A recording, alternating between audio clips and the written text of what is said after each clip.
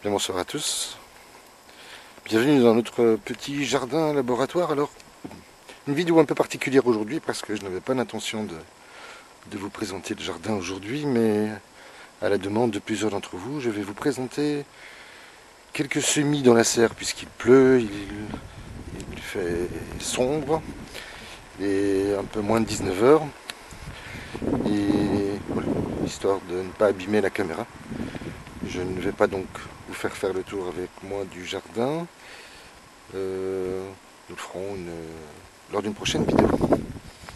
Alors, une vidéo toujours un peu improvisée, hein, comme vous le savez, je ne prépare rien. Alors, je referme la porte avec mon système D, là, une seule main. Qu'est-ce que je peux vous montrer aujourd'hui?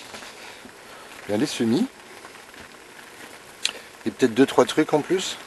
Tiens, je pense à celui-ci par exemple. Alors, j'avais récupéré des graines de basilic l'année dernière. Vous voyez, elles sont ici dans le fond. Je vais lancer les semis demain normalement. Et je voulais vous présenter une petite astuce pour récupérer les graines facilement. Bien, vous y placez un poids. Hein, c'est une boîte de médicaments qui est vide. Je referme la boîte. Et je secoue. Ainsi, je récupère très facilement les toutes petites graines de basilic.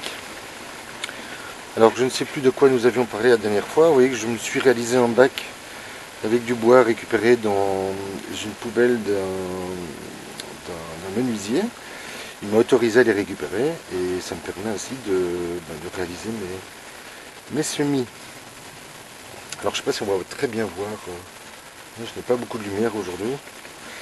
Ça ce sont les salades, hein, oui, qui vont partir en carré surélevé cette semaine. Là j'ai mes semis de poivrons. Là ce sont des choux brocolis. J'en ai également ici que j'ai repiqué cette semaine. Vous voyez, il faut faire attention, elles auraient tendance à filer. Alors là, j'ai mes tomates. Alors, une toute petite partie des variétés de tomates que je teste. Ça, ce sont mes graines pour la plupart. Vous voyez, j'ai des héritages. Ça, ce sont des variétés anciennes, ce sont des tomates géantes. Tomates syriennes, j'ai de la pyros, j'ai de la syrienne donc. Et j'ai deux variétés d'ananas. Là-bas, ce sont des petites tomates grappes. Je ne sais pas si on voit bien, hein, si c'est peut-être même un peu flou. Là, j'ai quelques salades. J'ai réalisé des tests avec ce presse-motte que vous connaissez peut-être. Et je veux dire que ça a plutôt bien réussi. Là, j'ai de la rouge d'énarde, si je ne me trompe pas. Là, j'ai de la grenobloise. Là, j'ai de la feuille de chêne. Et là, j'ai de la mâche. Ici, j'ai une variété que je ne connaissais pas, dont le nom m'échappe à l'instant, ça va me revenir. Les petits... Alors ça c'est une variété de haricots noirs, vous voyez ici, qui sont en train de sortir ici également. Ici j'ai du chou kale, je me suis décidé à en faire plutôt que d'en acheter. Ça ce sont les oignons, vous vous souvenez, les grelots, que j'ai récupérés sous forme de bulbis et que j'ai placés pour pouvoir déguster ce verre d'oignon qui est excellent, que je mets dans les salades. Alors ça c'est encore une autre variété. Là j'ai une salade chêne d'hiver qui n'a absolument pas poussé. Je ne sais pas très bien à quoi c'est dû, je n'arrive pas encore à comprendre. Hein. Elles ont été placées le même jour, dans les mêmes conditions, avec le même semis. Une levée ici d'un côté qui est plutôt pas mal, plutôt réussi. Ça c'est de la blonde de Paris. Tandis que cette variété allemande n'a pas poussé. Ici j'ai de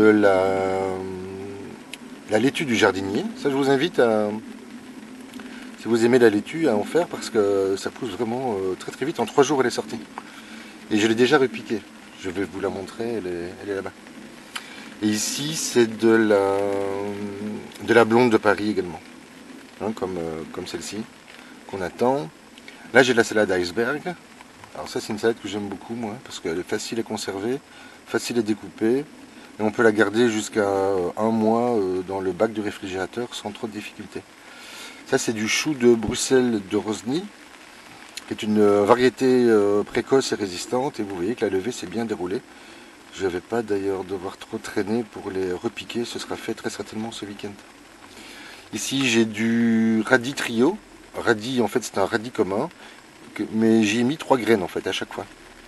Je réalise des tests parce que je ne suis pas un grand fan de radis, mais je vais devoir remplacer à l'extérieur et par conséquent je voulais les tester pour voir si ça partait bien. Effectivement en 3 jours ils sont apparus.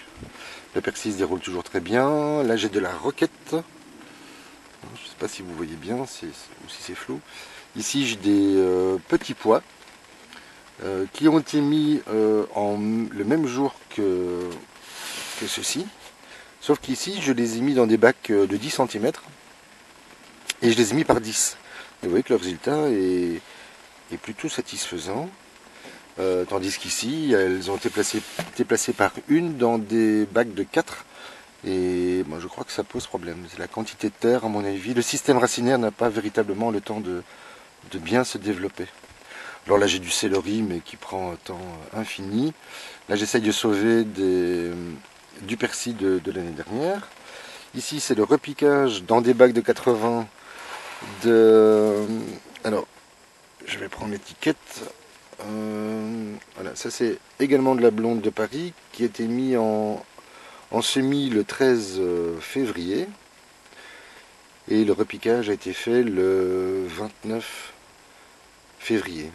13 et 29, je vous laisse faire les calculs. Voilà, donc ça va relativement vite. Là-bas j'ai des framboisiers qui vont partir en terre d'ici un mois. Là c'est la ciboulette de l'année dernière, vous voyez, que j'ai réussi à récupérer grâce au dépôt d'un mulch à base d'écorce de bois, tout à fait naturel. Le mulch qui est en fait un BRF, un bois raméal fragmenté, qui a été placé dans les 24 heures pour préserver sa forte teneur en azote et son échange carbone-azote. Et donc voilà, le résultat est plutôt satisfaisant. Alors là-bas j'ai encore de la salade, là c'est un peu de sauvetage. Qu'est-ce que je peux encore vous montrer? Oui, les poireaux, hein, les poireaux qui démarrent seulement. Ceci c'est de Carentais, voilà. Poireaux de Carentais qui ont été mis en terre le 20. Et vous voyez que bien 10 jours après, allez 15 jours après, la levée s'est bien déroulée. Ils sont seulement en train de se redresser. Et puis ben, voilà, nous effectuerons du repiquage d'ici plusieurs semaines. Alors là j'ai d'autres salades.